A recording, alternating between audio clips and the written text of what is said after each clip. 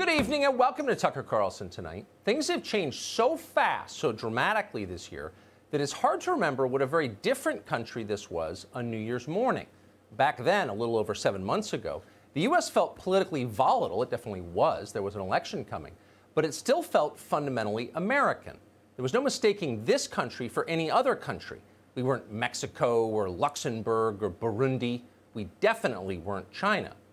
Yes, most of our consumer goods did seem to be manufactured in Asia, but our way of life, our system, our society, seemed to be the very opposite of China's.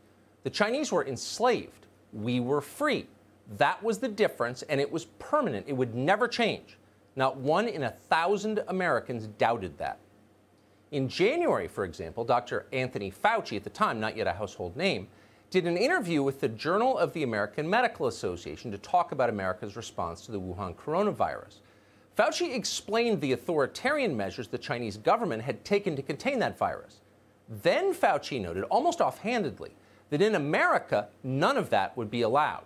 Watch.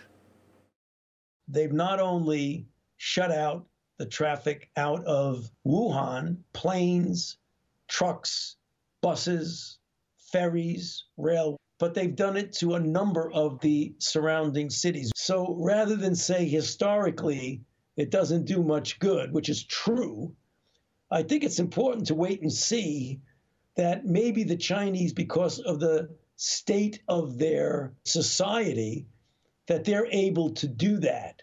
I mean, as you well know, there's no chance in the world that we could do that to Chicago or to New York or to San Francisco. As you well know, there is no chance in the world that we could do that to Chicago or to New York or to San Francisco. That's what Fauci said. Note his use of the word to. The Chinese government was doing these things to its people, not for them. In other words, these were punishments, not remedies. And none of that would ever be allowed here in a free country. It just couldn't happen in America. Fauci's words seem quaint now, like a fax machine or a black and white photograph. Fauci himself has since become one of the most strident advocates of a Chinese response to coronavirus, but he's hardly alone in that. Yesterday, the mayor of New York announced that he plans to erect armed checkpoints around the perimeter of the city and use plainclothes government agents to follow citizens to their homes. It would have been impossible to imagine any of that in January. Yet de Blasio's announcement didn't seem especially shocking. We're used to it now. That's how similar to China we have become. It's a big change. But like all seismic shifts, it happened incrementally before it happened overnight. For years, we watched our leaders prostrate themselves before the Chinese government. Most of us just assumed they were greedy. That's why they were doing it. China was paying their bills, so they bowed. We never imagined they actually admired the Chinese system. Oh, but they did. And that became clear with the arrival of the coronavirus. The first tip was their resolute refusal to admit where the virus came from. When strong evidence emerged from Chinese scientists that the disease originated in a lab in Wuhan, our leaders immediately and adamantly dismissed it as a conspiracy theory. They didn't want to know more.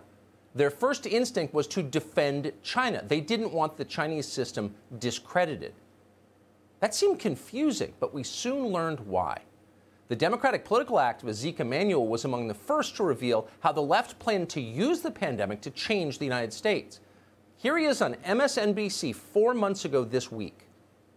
Realistically, COVID-19 will be here for the next 18 months or more. We will not be able to return to normalcy until we find a vaccine or effective medications. Is all that economic pain worth trying to stop COVID-19? The truth is, we have no choice. Oh, the truth is we have no choice. Except in a democracy, we always have a choice. That's why it's different from an autocracy. In a democracy, on the big questions, the public gets to decide what the public wants. The people rule. That's the whole point of the American system. But the left had no plans to let the public decide anything. So instead, they issued resolute decrees. Remain at home. Wear a mask. Do not congregate with others. No one asked voters what they thought about any of this. Democracy played no role in it. The orders came down. Men with guns enforced the orders. The government used sophisticated technology to track down anyone who disobeyed them. just like in China. Here's Los Angeles Mayor Eric Garcetti.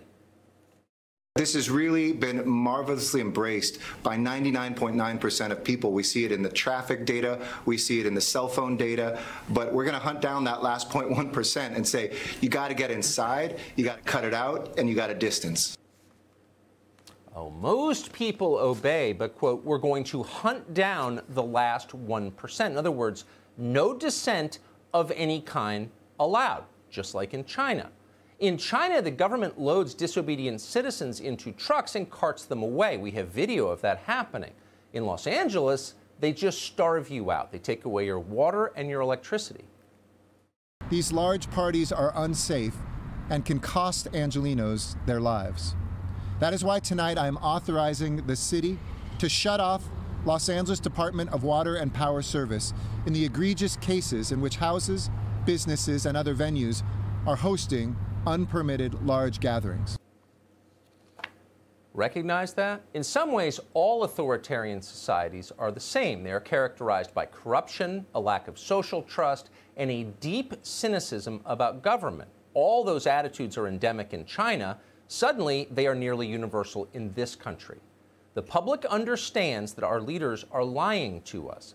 Politicians use lockdowns for political ends. In the name of public health, they reward supporters and they punish their opponents. They're barely hiding this anymore. They've done it since day one, but most of us wrongly assumed that our Bill of Rights would prevent them from going too far. That was our backstop against tyranny, but we were wrong. The Bill of Rights has not prevented them from doing precisely what they want to do. In state after state, governors, for example, have targeted the faithful on the assumption that most traditional Christians do not vote Democrat, therefore they must be punished. Now, banning the exercise of religion is unconstitutional. Obviously, it's a direct violation of the letter and the spirit of the First Amendment. It's never happened before, but they have made it happen. They've done it anyway. As in China, our government has enthusiastically persecuted Christians. Here's New Jersey Governor Phil Murphy explaining. You have closed church services and synagogue services and arrested people for attempting to attend them. Did anyone say that maybe practicing your faith might be important to someone's mental health? Listen, I think we've had a very good good common ground with faith leaders of literally every faith who understand this. So listen carefully. Governor Murphy says he has reached agreement with those faith leaders who, quote, understand this. He doesn't say anything about the faith leaders who, quote, don't understand this. The leaders who'd instead like to worship their God as the Constitution guarantees they can. There's no common ground for them. They will be arrested just as they are in China. Nor can they fight back. In a free society, self-defense is the most basic right. All other rights rest upon it. Self-defense is illegal in China, and suddenly it's illegal in this country too. The Democratic Party's militia loot stores, deface our cities, attack people with impunity. They are rarely punished for doing it. Yet Americans who try to protect their families from the violence face the full rage of the state. They risk going to jail. They have been indicted. As in China, there are now two standards of justice. The party has decided who can be armed. Everyone else must submit. It wasn't always this way in the United States. In fact, until recently, we had a functioning constitution. But anyone who remembers that is a threat to the state. History itself is a threat to the state. In China, there is no history. Like religion, the past is purely a political tool to be shaped by temporal leaders seeking to protect their power. In place of God, the state offers secular cults in which citizens worship party-approved political martyrs. Doesn't sound very American, but suddenly it is. We are here to honor George Floyd. For those who wish to, we will now kneel for our moment of silence.